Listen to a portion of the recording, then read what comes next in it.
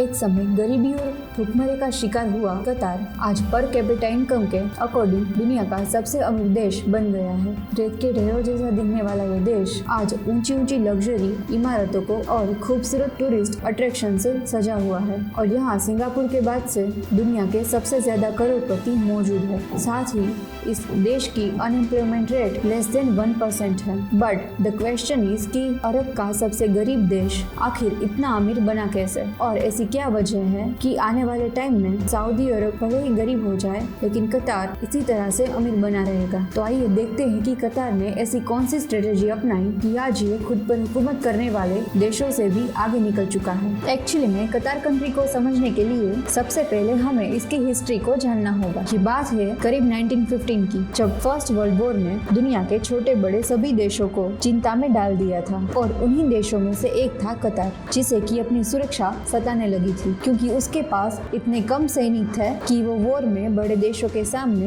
एक घंटे भी टिक नहीं सकता था। ऐसे में उसने 1916 में ब्रिटेन के साथ एक एग्रीमेंट साइन किया जिसके अकॉर्डिंग अगर कतार पर किसी भी तरह का हमला होता है तो ब्रिटेन उसे बचा लेगा। बदले में कतार आने वाले 55 इयर्स तक ब्रिटिश कॉलोनी का हिस्सा रहेगा और इस कंट्री से जितने भी नेचुरल रिसोर्सेज निकलेंगे उन सब में कतार के साथ साथ ब्रिटेन का भी हक होगा। और तब से ब्रिटेन ने कतार पर राज करना शुरू कर दिया। उस टाइम में इस देश में तरक्की के नाम पर सिवाय मोती के कारोबार के अलावा कुछ था ही नहीं। लेकिन 1940 में कतार में सबसे पहला ऑयल फील्ड डिस्कवर हुआ और 1960 आते आते वहां से ऑयल निकालने और उसकी देश विदेश में सप्लाई का काम बहुत तेजी से होने लगा। और देखा जाए तो धीरे धीरे कतार के हालत में सुधार आ रहा था, लेकिन वो सुधार बस इतना ही था, वहाँ के लोग अपने लिए 2 वक्त की रोटी का इंतजाम कर लेते थे। आगे टाइम चलता रहा और फिर 1970 में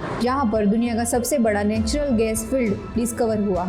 लेकिन उस वक्त ये कतार के लिए कुछ खास फायदेमंद नहीं रहा क्योंकि तब कतार के पास इस गैस को दूसरे देशों तक पहुँचाने के लिए कोई रिसोर्सेज अवेलेबल नहीं थे। एक्चुअली उस टाइम पर गैस को ट्रांसफर करने के लिए पाइपलाइन का इस्तेमाल किया जाता था जिसके जरिए सिर्फ आसपास के देशों में ही इस गैस को ट्रैवल कराया जा सकता था, जबकि दूर देशों तक गैस भेजना कतार के बस में नहीं था। इसके बाद आया 1971 जब कतार ब्रिटेन से इंडिपेंडेंट होता है, लेकिन उस टाइम ब्रिटेन ने कतार की बागडोर सऊदी अरब के हाथ में दे दी और अब कतार के हर फैसले में उनके पड़ोसी मुल्क सऊदी का बड़ा ही इंटरफेरेंस रहता था। हर छोटे से लेकर बड़ा फैसला सऊदी अरबिया की मर्जी से ही लिया जाता था।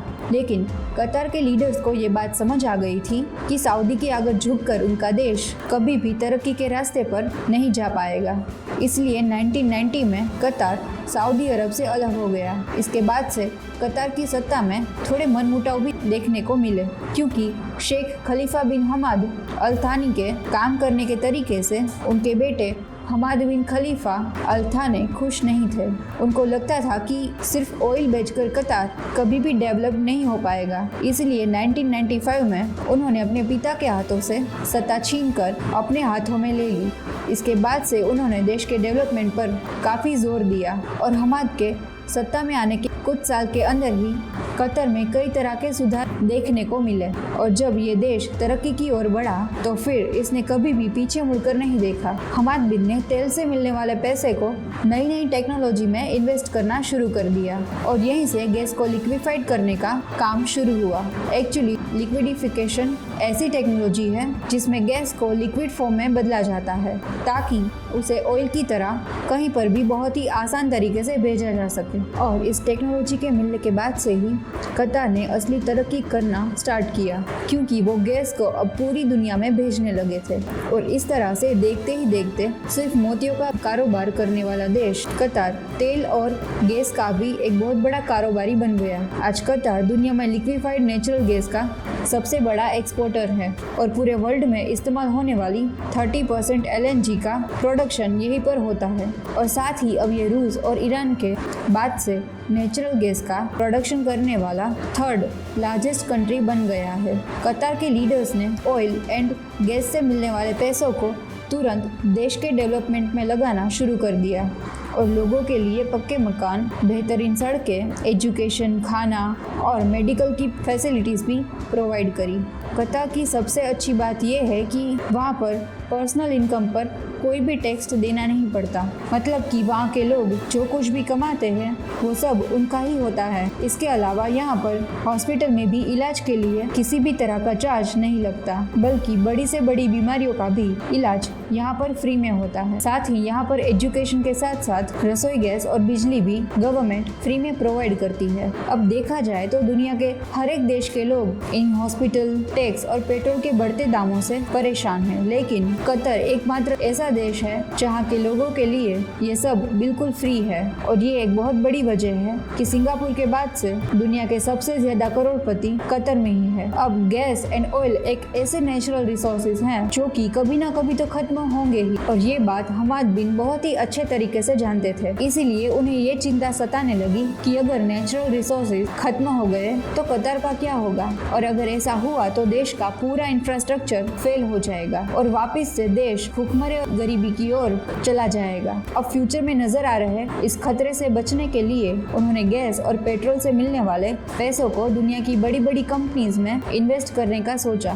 और इसके लिए उन्होंने 2005 में कतर इन्वेस्टमेंट अथॉरिटी के नाम पर एक ट्रस्ट बनाया, और इस ट्रस्ट के जरिए उन्होंने पूरी दुनिया में अपना पैसा इन्वेस्ट करना शुरू किया। इसके अलावा उन्होंने विदेशी टूरिस्ट को अट्रैक्ट करने के लिए कई खूबसूरत टूरिस्ट अट्रैक्शन बनाए और कतर की संस्कृति और इतिहास को भी काफी इम्पोर्टेंस दिया ताकि लोग उन्हें जानने के बारे में इंटरेस्ट दिखाएं। और अगर हम कतर एयरवेज को एक 5 स्टार होटल कहें तो फिर ये गलत नहीं होगा, क्योंकि इसी के सहारे कतर ने दुनिया भर के टूरिस्ट को अपनी ओर अट्रैक्ट किया है। और इसके अलावा भी कतर ने ऐसा बहुत कुछ किया जिसकी वजह से टूरिस्ट वहाँ पर जाना पसंद करते हैं। और 2022 में होने वाला फीफा वर्ल्ड कप इस चीज का एक बेहतरीन एग्जाम्पल है, जहाँ पर इतना छोटा सा देश होने के बावजूद भी कतर फीफा वर्ल्ड कप की मेजबानी कर रहा है, जबकि इसके लिए अरेंजमेंट करने से दुनिया के बड़े बड़े देश भी कतराते हैं। इसके अलावा पिछले कुछ दशकों से यहाँ पर मछली पकड़ने के कारोबार को भी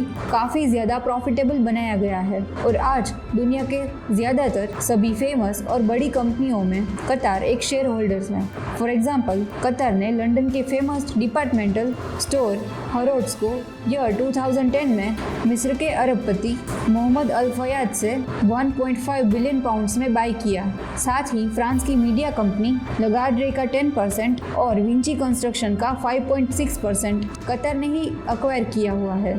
और इन सब के अलावा कतर ने वेस्टर्न कंट्री के बड़े बड़े होटल्स एंड लग्जरी प्रॉपर्टीज को भी खरीदा हुआ है, जिसमें लंदन की लुसेवायो होटल और कनॉट जैसी हिस्टोरिक होटल भी शामिल है। इवन लंदन की मशहूर बड़ी इमारत द शेड, मशहूर इमारत शार्ड का 95% मालिकाना हक भी अल थाने खानदान के पास है। यानी कि अगर कुल मिलाकर कहा जाए तो लंदन में अल थाने खानदान के पास क्वीन एलिजाबेथ सेकंड से भी ज़्यादा दौलत है। और सिर्फ लंदन ही नहीं बल्कि अमेरिका में भी द सहारा ग्रुप के द प्लाजा होटल को कतर गवर्नमेंट ने 41,000 करोड़ में बाई किया था, जिसे पहले अमेरिका के पूर्व राष्ट्रपति डोनाल्ड ट्रंप ओन करते थे। और भी ना जाने कितनी बड़ी बड़ी और महंगी प्रॉपर्टीज में कतर ने इन्वेस्ट किया है, और इसीलिए इन्वेस्टमेंट के मामले में कतर आज वर्ल्ड का 4th लार्जेस्ट देश है।